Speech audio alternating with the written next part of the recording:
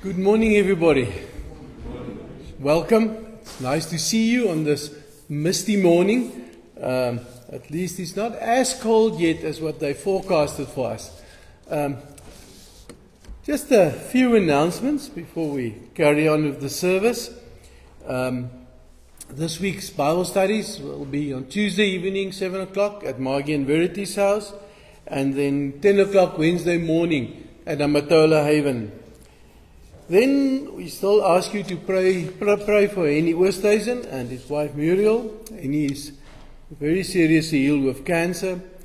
Keep on praying for the full recovery of Willie Henning. And nice to see you here this morning again, Anne. And I trust he's going better with those lungs. And my wife Rina, please. She's also better, but it's as if this... So the day that she feels better, she does too much. So the next day she's man down again.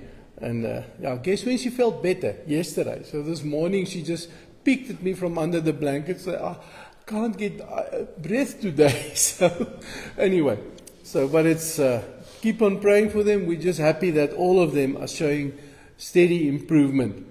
Then Lyndon Hall and Debbie Debenseld, both are undergoing cancer treatment. Also keep them in your prayers, please.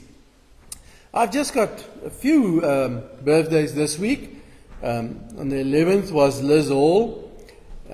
Leah Els is on the 12th. She's down from Kumga. Johan Kruger is on the 17th. And Rita Marie Orendal is on the 18th. Then just a request again regarding the Sunday school. There's no Sunday school today because Zet has got to be at some other place. And we are looking for at least 2 volunteers to help out, especially towards September, because Zet's going to be away for a whole month. And if there are 2 extra volunteers, it will be great, because then we can start the Sunday school for the little ones that we've been trying to get going for a while. So think about it. Chat to me. There's lots of material available. Chat to me. Chat to Suzette. Let us see if we can get some people to help us with the Sunday school. And then the last announcement. On the 10th, this past Thursday, we had our first joint church council meeting. And praise the Lord. I think it went wonderfully well. There was a very good spirit of accommodation, of trying to make this work amongst the people. Andre van Deventer was chosen as chairperson of the Joint Church Council, and Verity Nicholas is the deputy chairperson. So yes, please pray for them as well. At that meeting, we signed a memorandum of agreement between the 2 congregations that include a few practical matters on how we're going to do things. But as we've said in the past, we're working as one joint congregation, Stutterheim United Congregation. But we're still keeping, and that's because of church structures, presbyteries and stuff like that, we're keeping finances separate and stuff like that. But we have chosen joint finance committees, joint property committees, people to look after the properties, but jointly. We don't want to say that's yours and this is mine. It is more like these buildings, for example, are our buildings together, and we must look after them jointly and decide on the users jointly. So I will still try and get a handout to you of exactly the decisions taken by the joint council, but that's more or less my summary of what's what. Over coffee you can ask the church council members that are around what's what, and they can tell you how things work.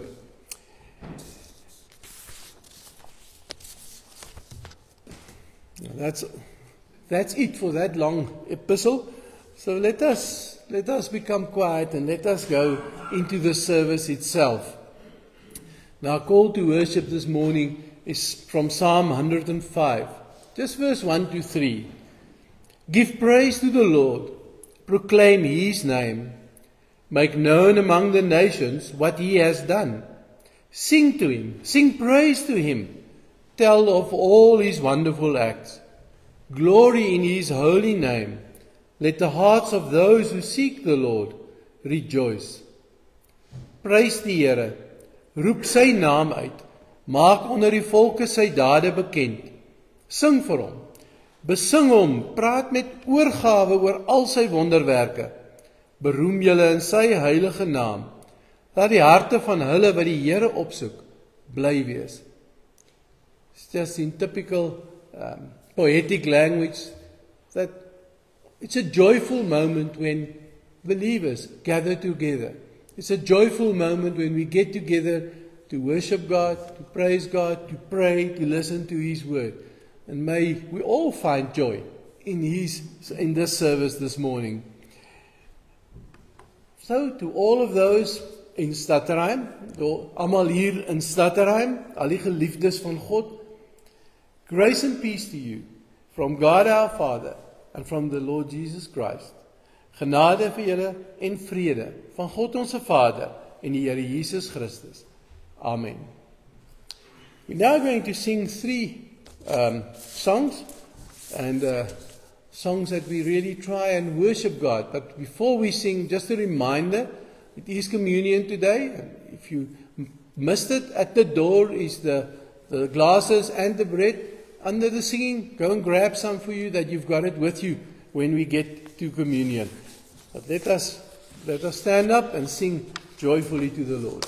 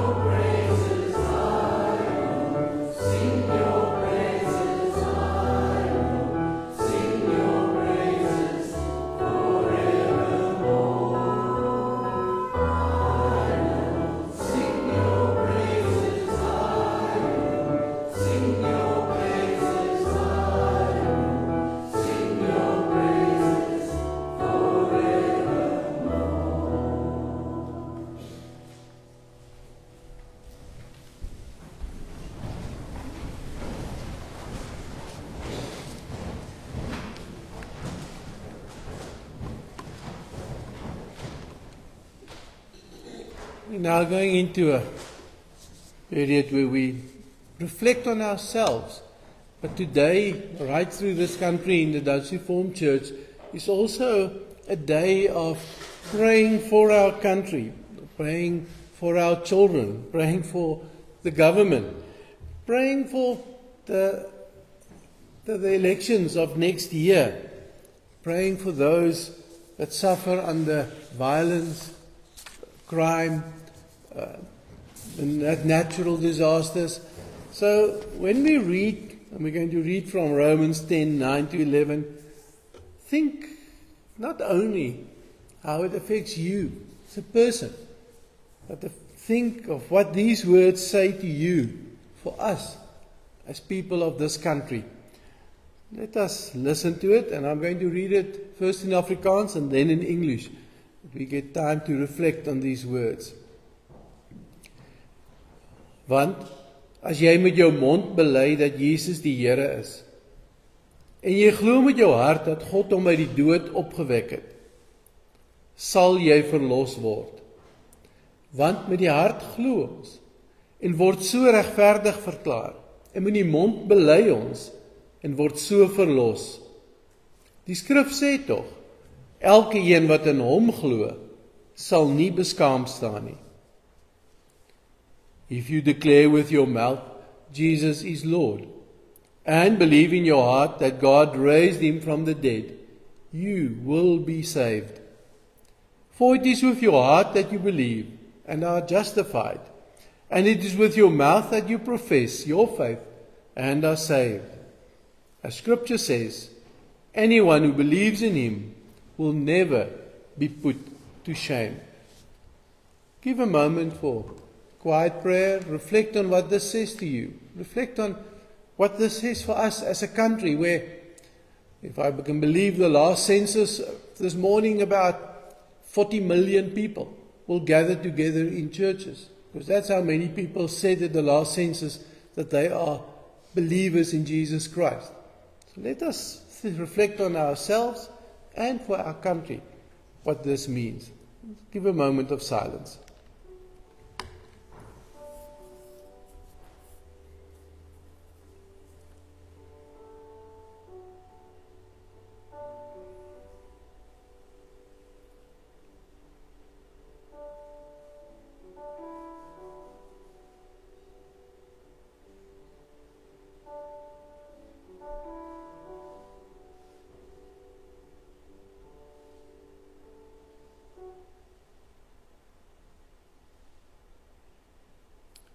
Amen.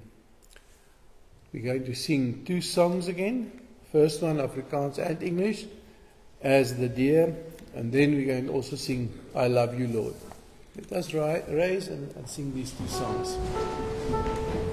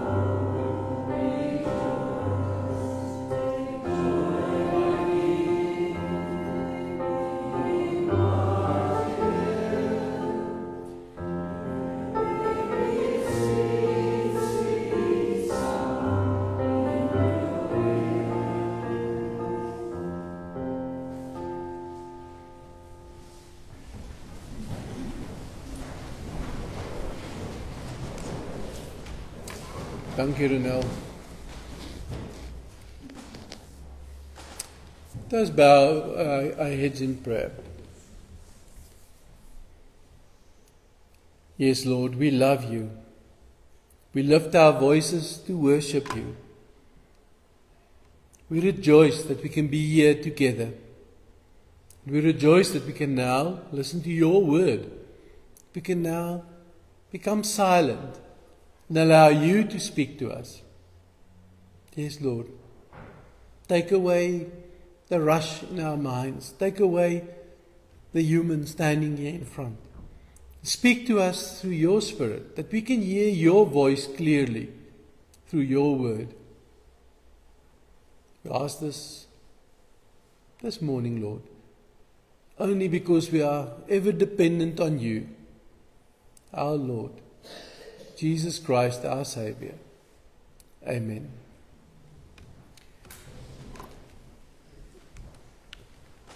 You might be happy to hear that we're getting closer to the end of the series from 2 Corinthians 4. But if you've been honest and have been reading the chapter every week, by now you should be able to recite the whole of 2 Corinthians 4 just off the top of your head. But this morning we're looking at the middle of not the middle of a block of verses, sort of just close to the beginning, and that's verses 5 to 7 from 2 Corinthians 4. And like normal, English and Afrikaans on the screen, but I'll just read the English this morning. What we preach is not ourselves, but Jesus Christ as Lord, and ourselves as your servants for Jesus' sake. For God, who said, let light shine out of darkness, made his light shine in our hearts to give us the light of the knowledge of God's glory, displayed in the face of Christ. But we have this treasure in jars of clay to show that this all-surpassing power is from God and not from us. Just read up to there from the Lord's word. Last Sunday we heard that part of living, of showing the face of Christ, as verse 6 says, is to renounce shameful, secret ways, to renounce these underhanded ways that we often act, because we, as we sit here, are bearers of the kingdom of God. And this happens because the Holy Spirit transforms our lives. And today we see another way in which this working of the Holy Spirit, this transformation of our lives, play out. And it plays out in worship. And we've sung quite a few worship songs this morning, as we call them. Songs where we glorify God, songs where we acknowledge God as the one that should be worshipped. But worship is a whole lot more than singing. Thankfully for that, because if you're like me, you can't keep a tune, then you're sort of left on the one side. I just hum along. I always joke and tell people, if you listen to the bagpipes, you hear the tune played, but in the background you hear this, that's me. So that's where I fit in. But even so, Psalms say we must make a joyful noise, and that's what I do when we sing. But even so, this is not where worship stops. Worship isn't just singing. And I'm going to give you a quick Greek lesson this morning. Paul uses 3 words to describe how a congregation, how followers of Christ works. And he uses these 3 words. And some of the 3 words, some of them you might sort of recognize as linked to some Afrikaans or English words. He uses the words ecclesia, kerygma, and liturgos. Ecclesia is just an assembly, people gathering together. It's also used in some of the Greek manuscripts just for a town meeting. So we start with a meeting of like-minded people. We start with an ecclesia, which is people getting together because we are like-minded in following Christ. And at that ecclesia, at that gathering, kerygma is happening. And that is the proclamation of an important message. In ancient Greek, it would have been a town meeting, and some proclamation from Caesar or whoever would have been read to the people.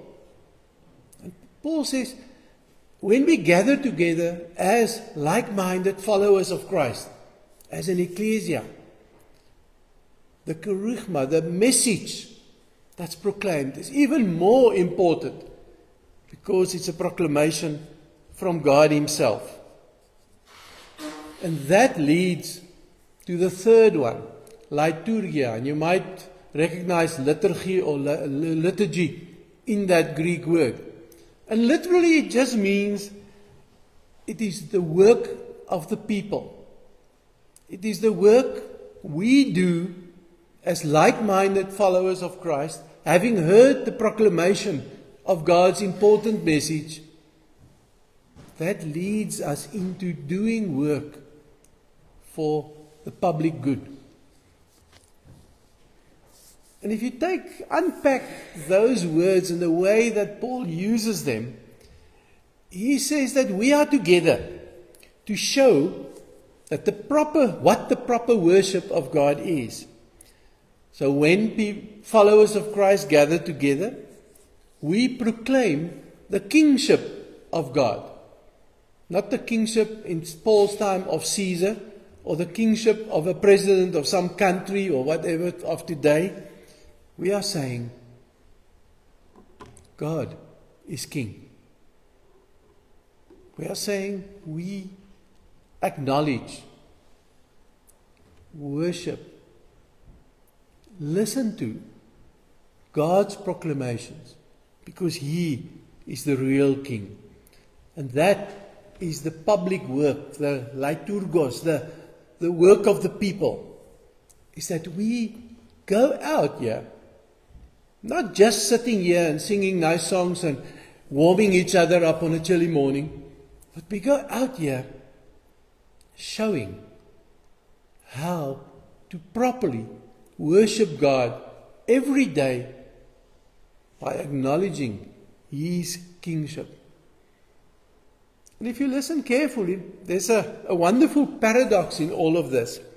We are called to worship God, and we are called to do it publicly, open, so that other people that see us gathering here can either say, I wonder what they are doing, or let's see after church how they act, if they're still so holier than thou, or whatever they like to call Christians sometimes, people who are not following Christ.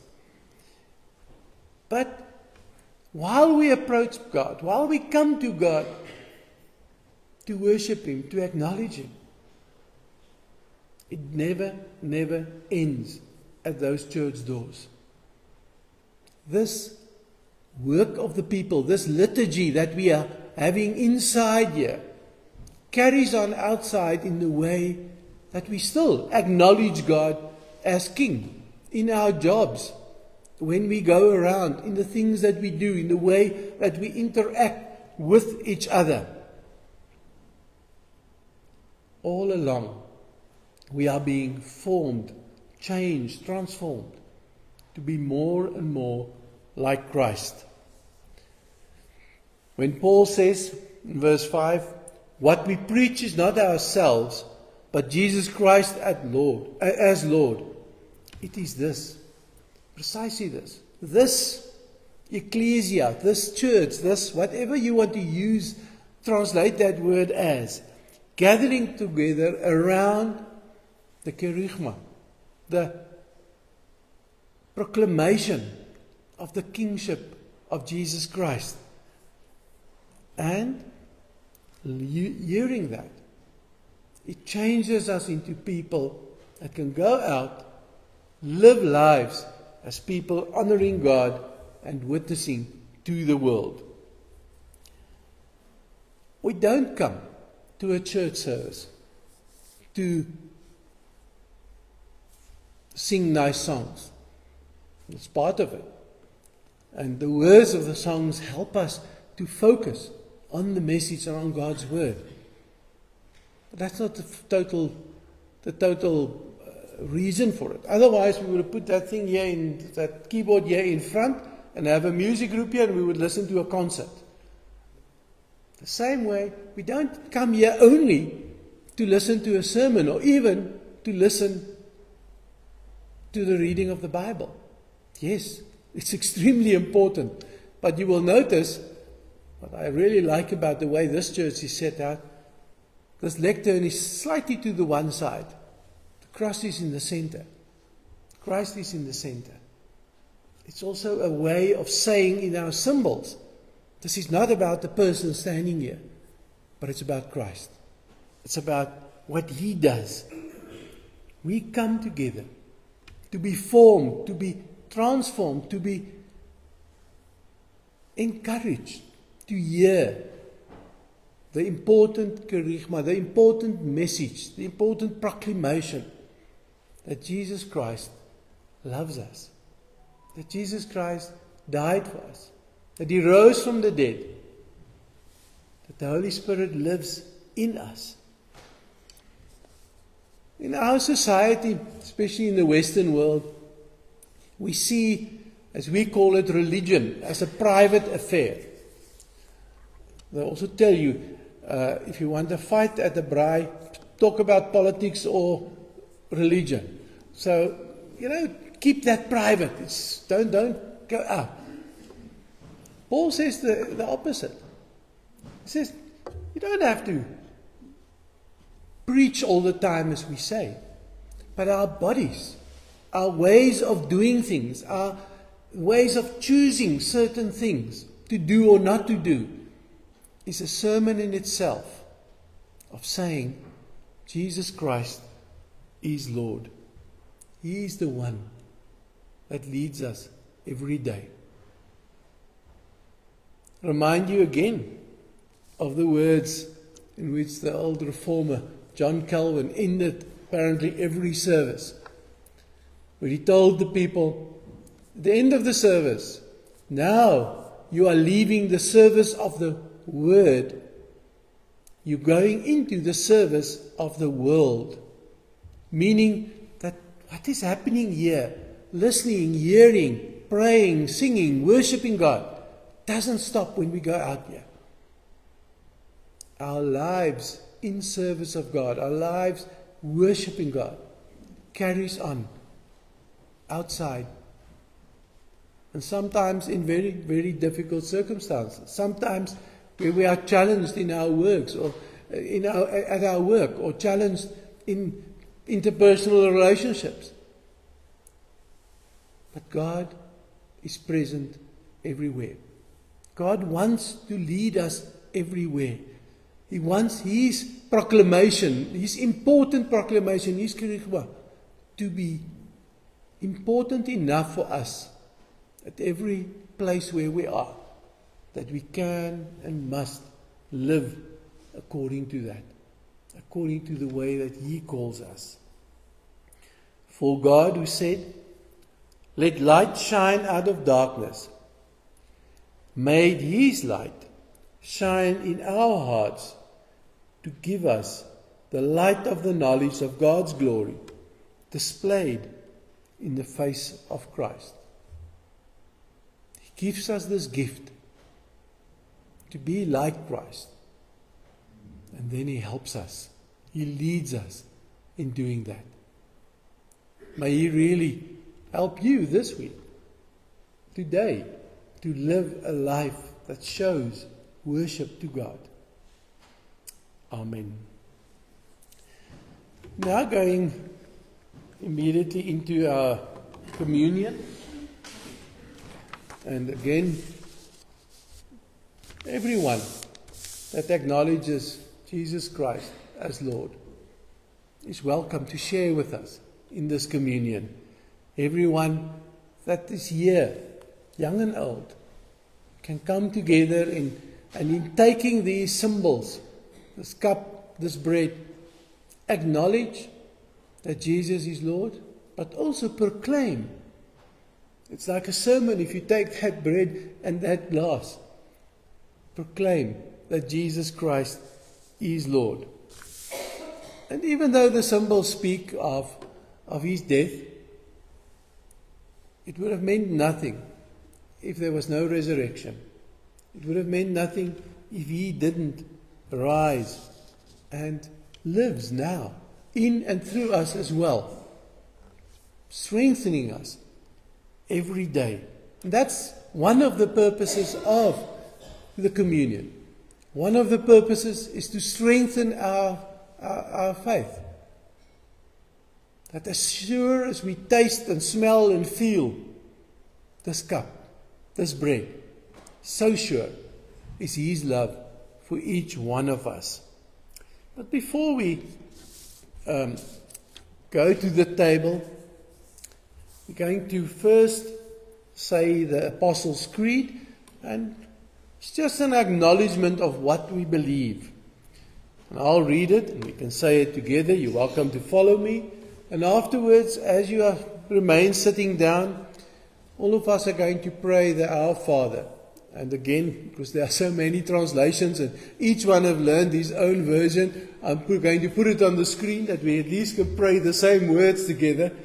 But let us first together confess in the words of the Apostles' Creed, in who we believe, what this is about for us.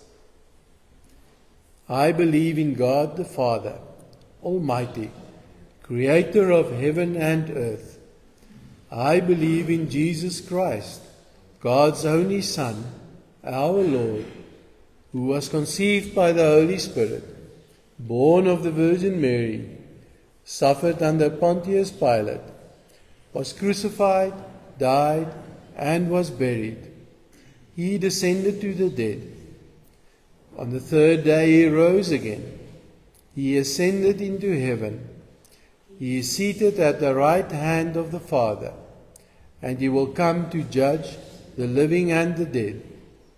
I believe in the Holy Spirit, the Holy Catholic Church, the communion of saints, the forgiveness of sins, the resurrection of the body, and the life everlasting. Amen. Let us pray the Our Father prayer together as well. Our Father in heaven, hallowed be your name. Your kingdom come. Your will be done, on earth as it is in heaven. Give us this day our daily bread, and forgive us our trespasses, as we forgive those who trespass against us. And lead us not into temptation, but deliver us from evil. For yours is the kingdom, and the power, and the glory, forever and ever. Amen.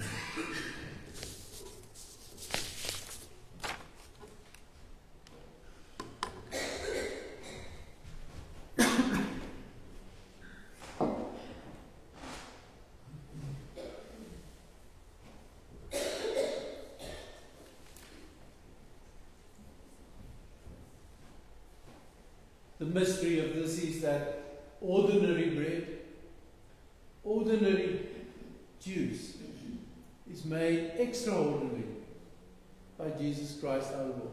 Just as he uses us as ordinary people to proclaim his extraordinary message through word and deed. This bread that we have. Jesus said at the night when he instituted the communion, this is my body, which is broken for you. Do this in commemoration of me. The bread which we break, is it not the sharing in the body of Christ? In the same way, is it not the sharing in the body of Christ? Let us now take this as a proclamation that we believe that Jesus Christ died for us, the body of Christ.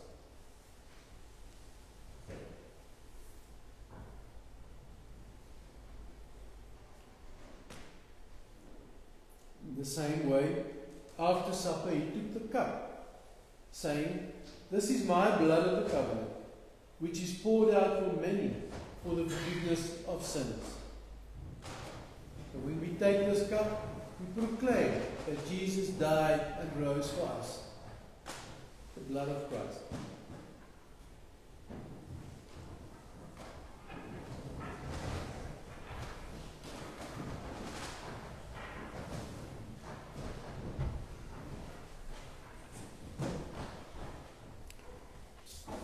Let us give thanks.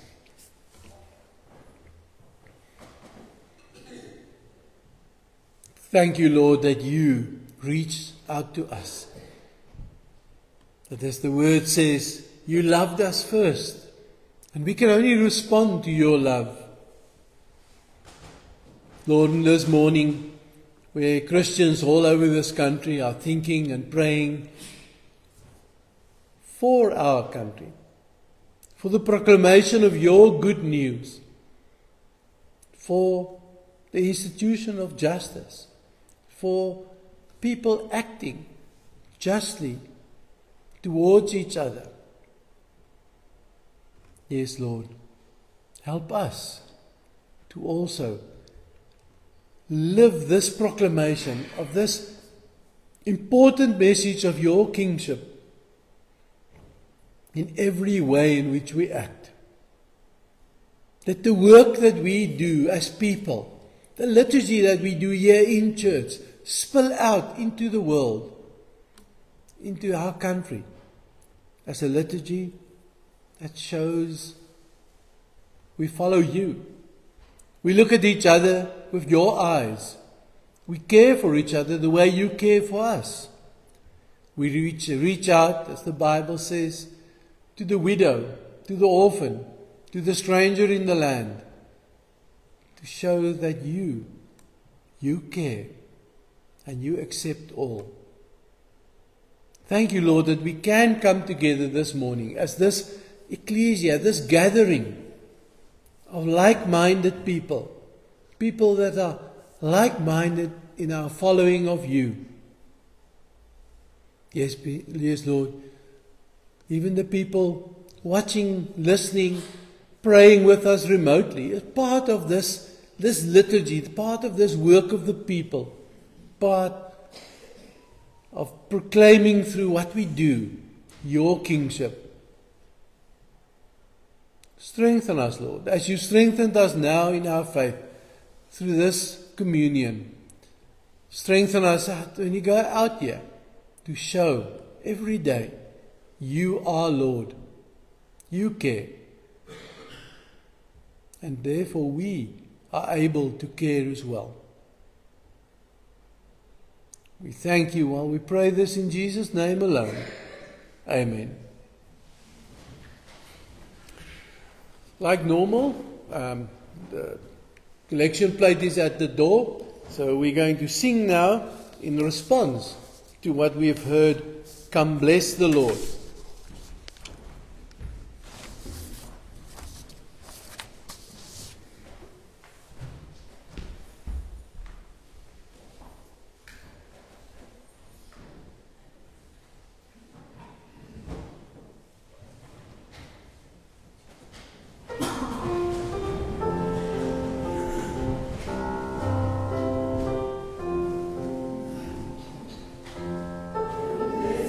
Lord.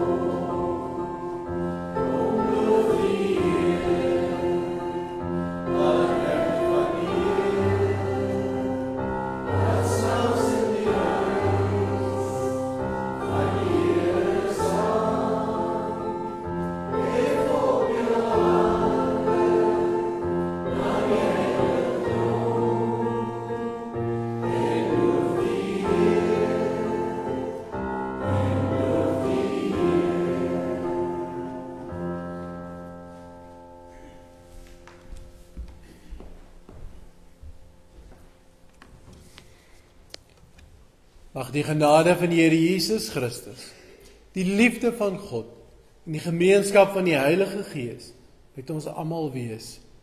May the grace of the Lord Jesus Christ, and the love of God, and the fellowship of the Holy Spirit be with us all. Amen.